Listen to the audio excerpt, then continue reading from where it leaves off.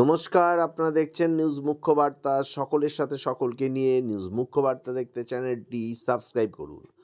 আজ গঙ্গাসাগর মেলা পরিদর্শন করলেন শ্রী পঞ্চদশ নাম জুনা আখড়ার রাষ্ট্রীয় সচিব শ্রী মহন্ত রঞ্জিতানন্দ গিরিজি মহারাজ। ওনার সঙ্গে ছিলেন ওনার শিষ্য ভক্ত সাধু সন্ন্যাসীরা। ওই দিন উনি ভারত সেবাশ্রম সংঘ সহ অন্যান্য মঠ মন্দিরগুলি পরিদর্শন করেন। তিনি কপিল মুনির আশ্রমে যান এবং সেখানে পুজো পাঠ করেন।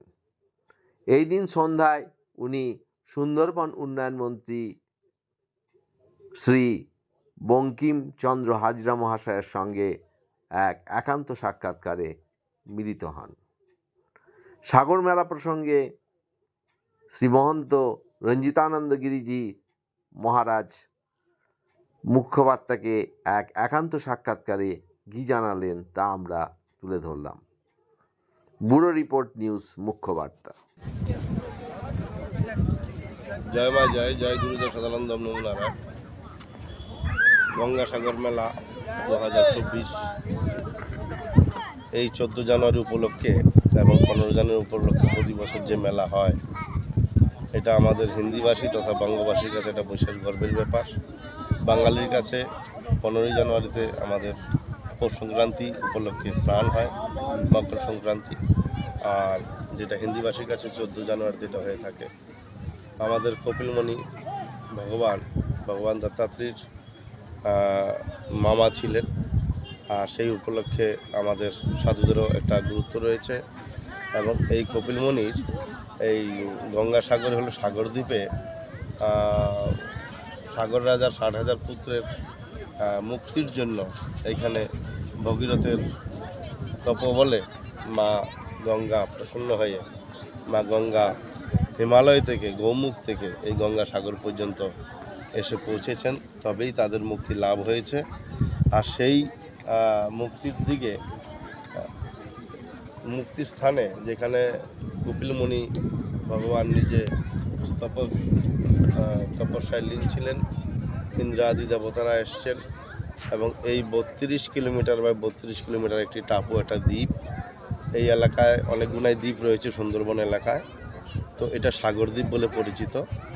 তো আমরা অনেক দিন পুরাতন সময়কাল থেকেই কপিলমণি মন্দিরের সংলগ্ন এলাকায় নাগা সন্ন্যাসীরা তপস্যা করে থাকেন। আগে যখন যানবাহন ছিল না, নাগা সন্ন্যাসীরা হিমালয় থেকে এবং বিভিন্ন প্রান্ত হইতে, বিভিন্ন তপস্থলী থেকে, তপস্যাস্থল থেকে পায়ে হেঁটে এনারা আসতেন, তপস্যা করতেন, দর্শন করতেন। আর তখন বড় কঠিন ছিল, আমাদের দুর্গম তীর্থ ছিল গঙ্গাসাগর। কথাই আছে যে সব তীর্থ বারবার, গঙ্গাসাগর একবার। তীর্থরাজ গঙ্গাসাগর এটাকে বলা হচ্ছে, মানে কপিলমণির যে তপস্থলী, তপভূমি, যে আমাদের মানে কি এত কঠিনভাবে পার হয়ে আসতে হতো ডিঙি নৌকায় করে। তখন যারা মৃত্যুর আগের সময়টাতেই এই তীর্থ করতে আসতো, যাদের কিছুদিন বেঁচে থাকার লক্ষ্য বা উদ্দেশ্য থাকতো, তারা এই তীর্থে আসতে ভয় পেত, এত কঠিন ছিল। সেই জায়গা থেকে এসে আজ এত উন্নতমান পরিবেশে এসে পৌঁছিয়েছে যে আজকে সব রকম ব্যবস্থায়, সরকারি ব্যবস্থা, সামাজিক ব্যবস্থা এখানেও রয়েছে। আমাদেরও, আমি এখানে প্রায় 2000 সাল থেকে 24 বছর ধরে এখানে আমরা তপস্যা, আমাদের পরম্পরা রয়েছে, গুরু পরম্পরার আমাদের সংগঠনের জুনা আখাড়া সাধুরা, আবাহান নানা আখাড়ার সাধুরা, নাগা সন্ন্যাসীরা এখানে আসেন, তপস্যা করেন। সেই সঙ্গে অনেক ভক্তরা, এই যে হাজার হাজার লক্ষ লক্ষ ভক্ত সমাগম হচ্ছে, তার মধ্যে সেই সব ভক্তরা কপিলমণির সঙ্গে সঙ্গে নাগা সন্ন্যাসীদের দর্শন করে নাগা বাবাদের আশীর্বাদ গ্রহণ করেন। তাদের মধ্যে আমাদের গুরু পরম্পরা সাধুরাও আছেন। একসময় আমার গুরুদেবও বসতেন, আমিও বসতাম। এখন আমার রাজ্যিক তথা রাষ্ট্র লেভেলে যেহেতু আমার সেবাকর্ম, আমার একটা সাংগঠনিক দায়িত্ব, তাই আমি আর এখানে বেশি সময় দিতে পারি না।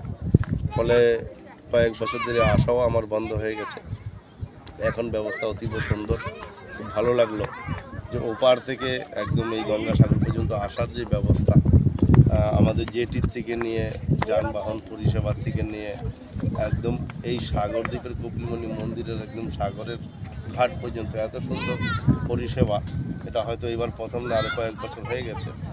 কিন্তু এই পরিষেবাটা আমার আমি প্রায় 24 বছর আগে থেকে আসছি, কয়েক বছর ব্যাপী এখানে আমি তপস্যা করেছি, কয়েক মেলা এখানে আমি লাগাতার করেছি, কিন্তু তখন এইরকম পরিস্থিতি আমরা দেখতে পাইনি। এত সুন্দর ব্যারিকেড দিয়ে স্থানের একটা নির্ধারিত জায়গা, মানুষের গাইডলাইন দেওয়া, এগুলো মানে শিষ্টাচার সিস্টেমের সঙ্গে এই যে ব্যবস্থাপনা, যেটা আমরা অন্যান্য রাজ্যে দেখতে পাই, প্রয়াগরাজ্যে হোক, প্রয়াগে হোক, অন্যান্য জায়গায় যে কুম্ভে স্নানগুলো যেটা একটা আমরা দেখতে পাই পরিস্থিতিগুলো, সেগুলো দেখে আমাদের মনে হতো যে আমাদের বাংলার যে আমাদের গঙ্গাসাগর মেলার যে পরিষেবা অনেকটা পিছিয়ে আছে। আর তখন থেকে আমার একটাই খালি গর্ব হতো, যাদেরগুলো লাইটের পোল ছিল, লাইটের যে পিলার, একদম সহস্র পিলার লাগিয়ে মানে দেখতে একটা সুন্দর লাগতো, আর মেলার পরের দিন এটা খুলে নিত। কিন্তু এখন সেই পিলারের সঙ্গে সঙ্গে অনেক কিছু উন্নত হয়েছে এখানটায়। অনেক ব্যবসায়ী সমিতিদের জন্য, দোকানদারদের জন্য অনেক মার্কেট তৈরি করে দেওয়া হয়েছে। আবার দেখা যাচ্ছে যে জায়গায় জায়গায় অফিস ঘর করে দেওয়া হয়েছে, ভক্তদের এসে বসার জন্য সেই সকল নিবাস করে দেওয়া হয়েছে, এবং এত সুন্দর একটা সিস্টেমেটিক জায়গা স্নান ঘাট করে দেওয়া হয়েছে মানুষের সচেতনার জন্য, এবং মানুষের যাতে কোনো রকম দুর্ঘটনা না ঘটে। স্নান করতে নেই, হিন্দি, বাংলা, ইংলিশও লেখা আছে, এবং একটা ব্যারিকেড মানে কি বললে দিয়ে তারপরে নেট দিয়ে দেওয়া হয়েছে। মানুষের কোনো অসুবিধা নেই, ভয় নেই। লাখ লাখ লোক একসঙ্গে নেমে একসঙ্গে যৌথভাবে স্নান করছে, দর্শন করছে ভগবান কপিলমুনির, যেটা খুব অভূতপূর্ব। এটা যদিও আমি মনে করি এখনও যা পরিস্থিতি রয়েছে, পরিষেবার আরও প্রয়োজন আছে। পরিকাঠামো যেটা আছে আমাদের মধ্যে অনেক এখনও দরকার আছে এখানকার কাজকর্মের জন্য, উন্নয়নের জন্য, উন্নতির জন্য। কিন্তু তথাপি যতটা দেখছি আর কি, বর্তমান সময়ে আমি যেমন কয়েক বছর পরে এলাম, এই ঘাট থেকে নিয়ে মন্দির প্রাঙ্গণ পর্যন্ত একদম একটি সুন্দর রাস্তা, দুই দিকে আলোড়ন ব্যবস্থা, মাঝখানে একটি যাত্রীদের ব্যবস্থা, বল্লি দিয়ে বল্লির মাঝখান দিয়ে যাওয়ার ব্যবস্থা, এই যে সুন্দর সিস্টেমগুলো হয়েছে পরে যাত্রীদের জন্য খুব সুবিধা এবং ব্যবস্থা খুব সুগম হয়েছে।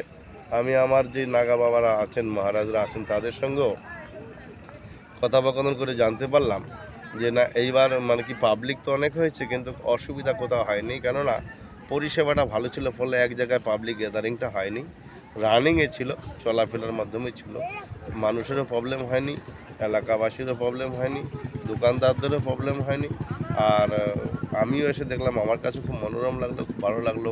যদিও সকালে এসেছি, সব জায়গাগুলো আমি পরিদর্শন করতে পারিনি এখনও, এক দুটি জায়গা আমি এখন যাব, শঙ্করাচার্য মঠে যাব, বারসভা আশ্রমে যাব, কিন্তু যতটুকু আমি দেখলাম ঘুরে আমার নিজ দৃষ্টিতে, নিজ নয়নে, খুব ভালো লাগলো ব্যবস্থাপনা ব্যবস্থা, মেলার ব্যবস্থা, মেলা পরিচালনার ব্যবস্থা।